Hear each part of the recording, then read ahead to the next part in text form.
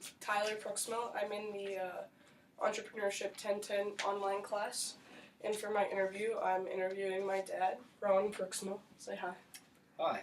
I'll have him tell you briefly about his company. I have a company called 20th. It is a company that sells promotional items, apparel, staff apparel, corporate apparel. Basically, our company, we put logos on things, whether they be signs, banners, t-shirts, frisbees, pens, you name it. You got to get the gist. Anytime you see somebody's logo on an item, it's something that we might have been able to sell to them.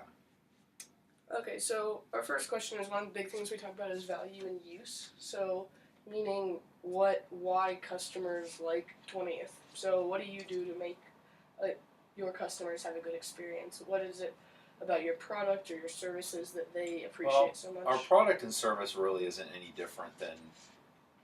There's about 10,000 companies in the United States that do exactly what we do. And so, what is different about us is we have a network of providers of t-shirts, mugs, bags that we've worked with for some of them upwards of 10 years now. And we have taken a lot of, I should say, we've made a point to make sure that we have really good relationships with our vendors. So they never have to ask us for money. We always pay our bills. They never have to chase the money from us. We're courteous to their workers because there are times when we need something done fast and they will do it for us. Because of those relationships with your vendors, you can get your customers exactly what they want.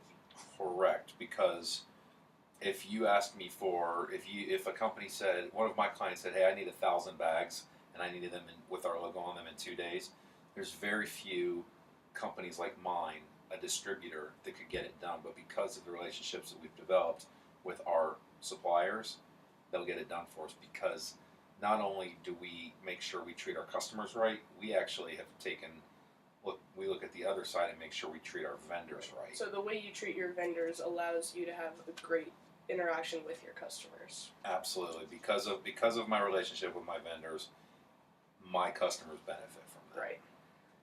Also, how do you make sure the prices of your products are what your customers want? Like, how do your customers know they're getting a good deal? And how do they? Like, why do you have that ability? Same reason, because of these relationships? Yeah, but I mean, a lot of times, if you work with your customers long enough, of course they're always price conscious, but they're not so price conscious that they're going to go looking for a better price. Yeah. They know if we're taking advantage of them on price or not, or if something is priced ridiculously.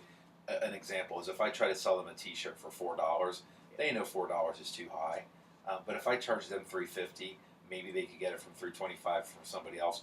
But they know that when they work with us, that they make the order and then they don't worry about it anymore.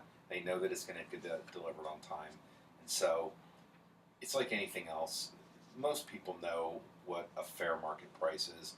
And as long as we're giving our clients fair market prices, they tend not to really price And they also shop. know that they're paying for your customer service as well. They're not paying for our customer service, they're paying for their peace of mind. Right. Because they know that they will order it, and they never have to think about it again. Right. It'll get delivered on time. Yeah, so kind of going off of that, one of the other things we like to talk about is value and distribution, meaning how easy it is for a potential customer or a already customer to access your products. So what do you have in place so that people can see all their products and like maybe talk about your database on your website, where you can see everything that you could possibly make? You can go onto our website, and on one of the pages for promotional items, you can go in, and let's say your company's doing a football themed promotion. You can call me and I'll answer the phone almost any time, or send me an email, and I'll do it for my customer. But they could go in and they could type in football pen, let's say, and 10, 20, 30, 40, however many are in that category, football themed pens will pop up, and they'll say, "Oh, I like that one." Talk They to can you shoot. about They can shoot me an planning email. out an order. They can shoot me an email and says, "Hey, pen XJ235. We want to get a price for 1,000 of them." So, people can see what they want, and then you're readily available to help them with it. Correct. So it's a very easy process. correct. And with technology now, I Right. respond to emails no matter when, where. Doesn't matter. If I have my phone and I have a connection, I'll respond to So them. we've already talked about how the customers like their financial side of it, but what about you guys? How do you create your margins, profits? What are they like, based on? It's just like it's like anything else in this world. You make your money by buying low and selling high, and based on selling that, higher, I should say. And we like to make about 25% margin. So if I pay $1 for something, I'm going to charge my client $1.25. and based on that, you have good financial health right now. Absolutely fine. Can you talk a little bit about how your financial health has changed since you first started your company? It's like anything else. Things are cyclical. Things happen in the marketplace. My biggest client used to throw money away. They just would buy things at a whim, and they'd place, we'd get requests for upwards of 50 orders in a week, and maybe we would actually end up doing 30 of them. And now sometimes we're lucky to get 30 orders in a month, because companies are leaner now. They don't waste their money. But overall, we're fine. We're fine. We've never had a month or a quarter or a year where we were hurting for money. Yeah. And we always have cash in the bank. Right. We don't use credit, to pay for things or to pay ourselves. How have you recently garnered new resources, developed new capabilities? Like, maybe talk about how 20th is run differently than print management was. Maybe just based purely on the technology. Print management, my former company. Yes. Honestly, even just talking about how technology has changed how it works a little bit. It's to be honest, it's not. We're very different than other companies. Yeah. And that's part of why I think we have the clients that we do. It's a stable thing that people are always going to need stuff on. No, that's not why. It's because we still somewhat operate like an old school kind of mom and pop company where we're the owners and our clients talk to the owners. They don't talk to any of our workers. We don't have any employees. And so sometimes we do things like a very old-fashioned way. You haven't felt the need to develop new things, and it's working? Other than what becomes readily available, which is the internet, and so we have a website. But most of our clients never place orders on the web. They call us, and they enjoy that interaction. It's a sense of comfort that they're talking to a person that they know cares about what their needs are at that moment. Instead of, just think about sometimes how, if you place an order on Amazon, you assume you're going to get it, but you're not. You didn't get the assurance from a human being saying, "Hey, everything's cool, everything's in place, everything's getting taken care of." Right. Whereas when our clients call either myself or my business partner, they feel comfortable, and it's psychological. That's all it is. If it got to the point where your clients were like, "We want to do this all electronically," you'd be ready to do that. Oh, sure, the technology exists. All you would cater to whatever they wanted. If it's like anything else, if we wanted to, if we felt like the expense to get automated was worth the money, keeping those customers, then we would. But if a client that we didn't make very much money from in a given year said, "Well, if you don't automate, then we can't work with you," we would probably say, "Well, then you should find another vendor." Right.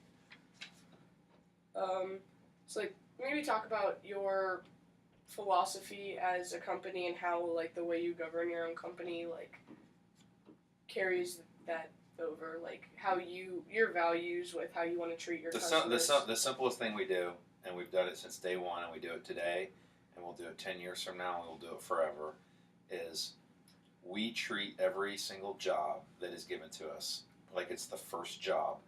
I've been working with General Motors for 12 years now.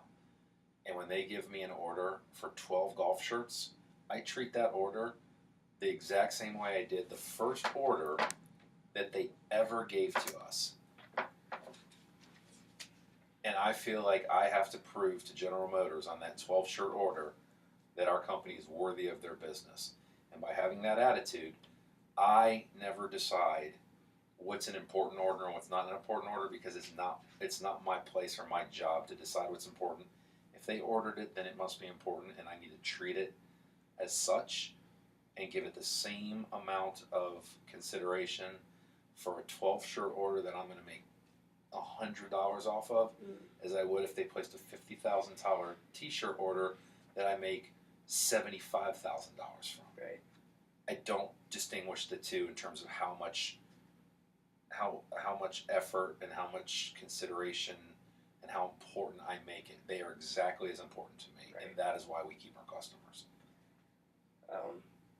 How do you, probably not as much of an issue for you since you're dealing with, you get your resources from other vendors, but do you ever have problems managing your resources, or like having shortages of things, or are things always available to you when you need them? No, I have clients who call and they say, hey, we want to get the this Bluetooth speaker, and they're out of them. There's none. So when you have those problems, what do you do? Do you find alternative products for them, or you try to give them something. That's how you manage your resources. You try to find something available. that's comparable, or maybe find out why they're giving somebody a Bluetooth speaker and offer them a suggestion of, well, this would actually work. This would work too, and this would would do the same thing you're trying to achieve. When you have a shortage of resources, you just work with the customers to figure out what they need. That's part of 100%, 99% of my customers. I know, and I talk to them, and so we have conversations. It's not like you're dealing with a customer service person that doesn't really know them intimately, or sometimes you call up a company and one day you get one customer service person, and the next day you get a different, and the next day you get a different, or it's outsourced to India. Always you or my your clients business calls partner. me, or they call Ryan, and we take care of them. Right. And they trust us to lead them in the right direction. Right. So you keep talking about relationships with your clients. So how, as a company, do you obtain new clients or obtain more Well, we're business? to the point now where General Motors has... In the past, how have you obtained new clients? Well, the old-fashioned way, you go out and you knock on doors and you make phone calls, but I've never really had to do that, and so I do as fantastic of a job as I can with my clients, and it's inevitable that the person that I work with at a company, General Motors, leaves General Motors and goes to a new company, Auto Trader, and I still do business with General Motors, but now this new person Pulls you into a new company. Well, they liked right. how well we worked with them at General Motors. You to their new so company. now we start doing business with Auto Trader, and so you just we do such when people hop, that helps you. Oh my gosh! But it's by design. We treat them so well that why would they want to use somebody stop else? Working with Absolutely. Anything else you'd like to add about the future of the company? Any thoughts on things you might want to get into, or? No, it's just we've happy with how it is, and don't want to change it unless you have to. We've figured out a way to make the kind of money that we need to make to sustain the lifestyle that we want, and what's important to us. And as you know, being my daughter, yes, it was important to me to have time to spend with you. Be able to be here at Parents Weekend. Be here at Parents Weekend to do whatever I want, whenever I want. Our company's set up that I can do business from an internet connection on my phone, which means I can travel, I can go to football games, I can come to Parents Weekend, I can kind of do whatever I want, and I get to live the kind of lifestyle I want. And so until we can't make money, we're gonna keep plugging away doing it this way. Thank you for your time. It was my pleasure, Tyler. Appreciate it. Goodbye. Bye.